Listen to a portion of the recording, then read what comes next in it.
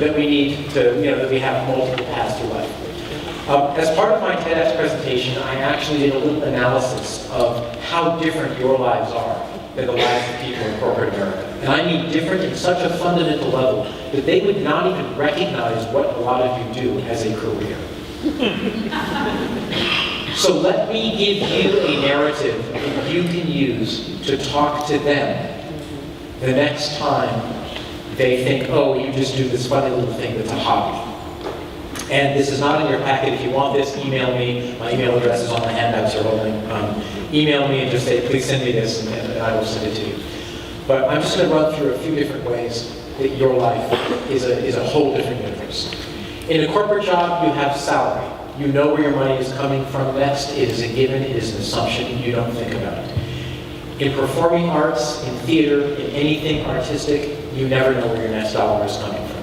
Even if you're on a show, the show could be canceled tomorrow with no warning, depending upon how ticket sales go, or depending upon whether there's some emergency that keeps people in their homes, or whether there's a flood, or whatever, no matter how well it's doing. You don't know where your next dollar is coming from. That's not a fundamental assumption to you. Corporate jobs have a very steady career progression. Do a good job here, you increase your likelihoods of getting your next job here and doing better. Not so much in performing arts. Everyone's a contractor, and you're as good as your last show, for the most part. And your last show does not guarantee that you're going to get a next show. There's 99.9% unemployment among actors in New York, just numerically. And I was talking with a woman who was a headliner on Broadway for 5 years. And her contract came up for renewal, and she was trying to decide whether or not to renew it. She said, honestly, I feel like my career has stalled. Yes, it's stalled being the lead of a musical on Broadway, but it's stalled. And so she decided not to renew her contract. And now I was sitting here thinking that it'll take her 5 minutes to find her next job, and she was unemployed for a year. Qualifications count. In corporate jobs, having all the right degrees and all the right qualifications count. In performing arts, you hear the word no a lot. In different fronts. You hear it from fundraisers, you hear it if you're a performer from directors and casting directors, if you're a designer or a director, you hear it from producers, and no one ever tells you why. And it may or may not have to do with any type of credentials. Credentials and paper qualifications are only a piece of the puzzle, and not necessarily the biggest piece, if Paul Daniel is to be believed, at least about casting. In corporate jobs, you are believed to, now get this one, you're actually raised to believe that you control your destiny in a corporate job. Most people who work in corporate America actually believe that their rewards are somehow related to what they do. And the first time I was talking to a professional actress, she said to me, I'm in the show right now and the show totally sucks. And I thought, well, that's a funny thing to say about a show that you're in. But her attitude was, I just have to go show up and do my best, even though the show is going to fail. And I thought, well, that's weird. What's up with that? And it's because, unlike in corporate America, she actually understood that the success of the show depended upon the collaborative work of everyone involved. She could do the best acting job that there was. The director could do the best directing job that there was. And if the lighting designer screwed up and did something, well, hopefully the director could call it. But if the lighting designer screwed up and put the wrong thing in shadow, it could make that wonderful acting job not visible from the audience. If the lights go off at the wrong time, yada, yada, yada. If the sets just turn out not to quite work. There's a whole lot of reasons things to go on. In performing arts, you know that. In corporate America, people believe that their results are what control their destiny. I would submit that they are equally uncontrollable, except that's a narrative they have that you don't have here necessarily. Corporate jobs, you are, it's all about individual evaluation. Even if your project tanks, you doing a good job may still result in promotion. Whereas if you're involved in something like theater, anyone can tank production. Everyone has to show up and do their best, because if anyone doesn't deliver when production is going on, the whole thing can fall apart. And it's not the individual, it's the group. Corporate jobs are employment, performing arts is project-based, and with corporate jobs, security comes from being able to meet expectations. That's how you get ahead in a corporate job, is by meeting expectations.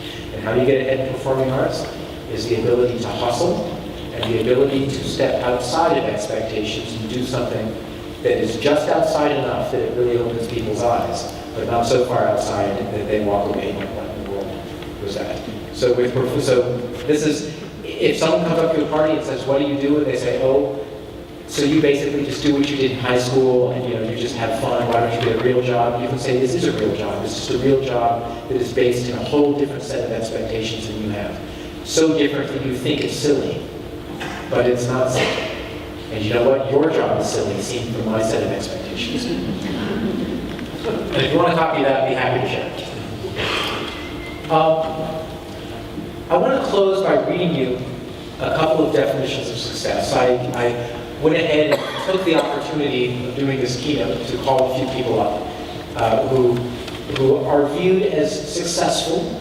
I would not say, and I specifically chose to go for people who are at what I would consider an aspirational level of success. These are people who are successful enough that it is within reach, but not like the Meryl Streeps of the world, where it's not even worth trying to use her as a role model in some sense, because there's so much luck and timing involved in what she did, and even if you can get the skill set, All right. So Paul Daniel was one of the people. He is the producing artistic director of Speakeasy. His definition of success: staying true to what you set out to do, even if you don't make your budget. Sean Ryan is a working actor. If you've ever watched America's Got Talent, he made it all the way to the final rounds of it in the very first season. And he and his partner run a Young Actors Theater Camp, which is a summer theater camp, which is a 10-year overnight success. It only took 10 years for it to become an overnight success. Summer camp for teenagers that are interested in musical theater, and they bring Broadway choreographers and instructors, producers, and directors out there, and all these teenagers get to learn directly from these folks, and it's really wonderful. And they would not let me attend because I'm too old. Sean's definition of success is being an artist and engaging in an act of creation each day, and choosing to make sure that he creates every day, no matter what else is going on in his life, no matter what other responsibilities he has. And that itself, that's the experiential definition here, is having the experience of being a creator every day. That's being a success. And then Lena Rideout, who is the actress who I mentioned before, who's in Warhorse. And she wrote this, and I just wanted to read her words. What is your definition of success? I feel like I'm doing what I set out to do as a child. But the one thing that I didn't know about this business when I first got into it was that even when you've made it, even when you've had your first Broadway show, it's going to end someday. And doing it day after day for 2 years, you sometimes hope to move on to something else, which is a horrible feeling when you first start to feel it. And then you have to start all over again, auditioning and looking for that next job. The hustle never ends, so you have to learn to like it whatever way you can. Now she goes on, and she says, but you know what the wonderful thing is about this, which is so not true of other jobs? You never have to stop honing your craft.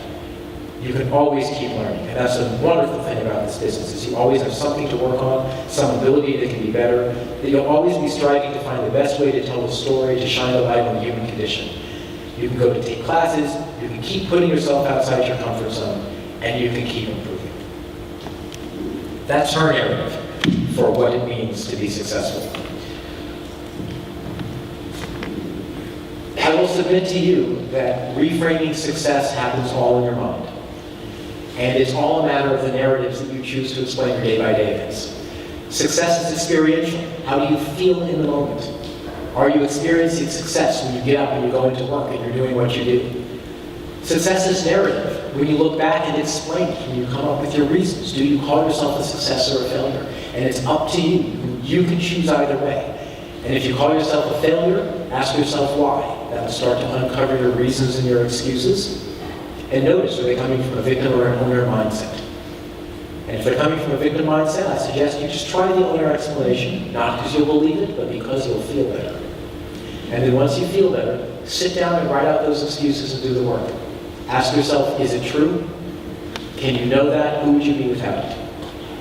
And what I'm hoping you'll discover on the other side is that even, and maybe even especially, when things happen, you don't feel successful, and you feel like this is too much of a struggle, and you want to just get it up and go to that happy little gray cubicle on the 27th floor of whatever company it is, and kowtow to people who have impressive titles, that you will stop and you will really think about the definition of success. And you will find the ways in which your life is a success. Because the only path you know is that second half, where you follow your passion and hope that the money follows, and you can find a way to make it happen. And let me assure you, I know a lot of people who are on the first path, where they're doing it the other way around. And if you were to compare whether your life is a success or whether their life is a success, on many, many, many dimensions worth caring about, your life is way more of a success. And that's just my narrative, and it could be wrong. But I'll tell you what, it's a narrative worth having, especially if you're you. Thank you very much.